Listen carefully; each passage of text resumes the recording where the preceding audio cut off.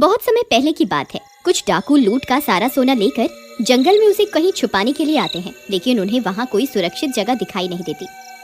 सरदार, हमने इतना सारा सोना तो इकट्ठा कर लिया है, लेकिन इसे छुपाए कहाँ? अगर हमने इसे पेड़ पर छुपा दिया तो किसी न किसी की नजर जरूर इस पर पड़ जाएगी। तुम सही कहते हो कालिया, हम इस सोने को पेड़ पर नहीं छुपा सकते। तुम सब मिलकर एक काम करो, यहीं एक गहरा सा गड्ढा खोदकर सारा सोना उसमें छुपा दो। फिर वे सब चोर मिलकर एक गहरा गड्ढा खोदने लगते हैं। कुछ ही देर में वे सब मिलकर एक गहरा गड्ढा खोद देते हैं। तभी उन्हें उस गड्ढे से बहुत तेज बदबू आने लगती है। कालिया उसमें झांक कर देखता है तो उसकी आंखें फटी की फटी रह जाती हैं। उसे गड्ढे में एक चुड़ैल दिखाई देती है। डर के मारे उसकी आवाज ही बंद हो जाती है। क्या हुआ कालिया, तुम्हारी सिट्टी पिट्टी गुल क्यों हो गई? ऐसा क्या देख लिया तुमने? तभी देखते ही देखते वह चुड़ैल उस गड्ढे में से बाहर आ जाती है।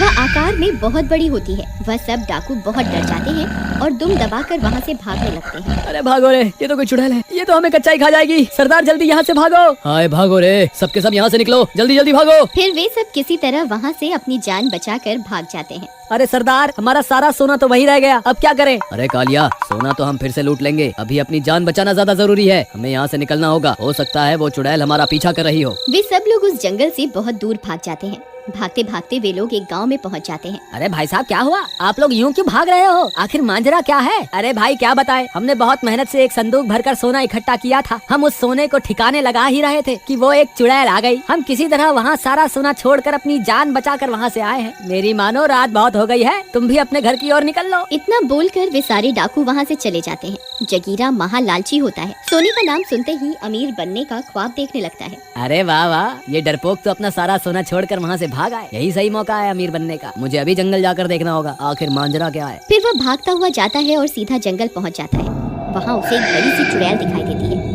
वह उस गड्ढे के पास खड़ी हुई होती है। अरे बाप रे, ये तो बहुत बड़ी चुड़ैल है। वो डाकू तो सही बोल रहे थे, ये कहाँ से आ गई? मुझे बहुत भूख लगी है, वह सारे तो भाग गए, अब मैं क्या खाऊं? तभी उसकी नजर उस सोने के संदूक पर पड़ती है। लगता है इस संदूक में जरूर कुछ खाने का होगा। फिर वह उस संदूक को खोलती है और सारे सोने के सिक्कों को खा जाती है। अरे मर गए रे, ए मूर्ख चुड़ैल, ये तूने क्या किया? सारे सोने के सिक्के ही खा गई, मेरे सारे अरमानों पर पानी फेर दिया। अब क्या करूं? अरे लेकिन ये कोई भोजन तो था नहीं जो चुड़ैल इसे हजम कर जाए। ये सोने के सिक्के इस चुड़ैल के पेट के अंदर ही होंगे। बस मुझे इन सोने के सिक्कों को इसके पेट से किसी तरह बाहर निकालना होगा। क्यों ना मैं ही इसके पेट में घुसकर सारे सिक्के निकाल लूं। ये काम मैं अकेला नहीं कर सकता, मुझे लल्लन की जरूरत पड़ेगी। वह सीधा भागता हुआ जाता है और लल्लन के घर पहुँच जाता है। अरे लल्लन, दरवाजा खोलो, जल्दी खोलो, मैं बहुत जरूरी काम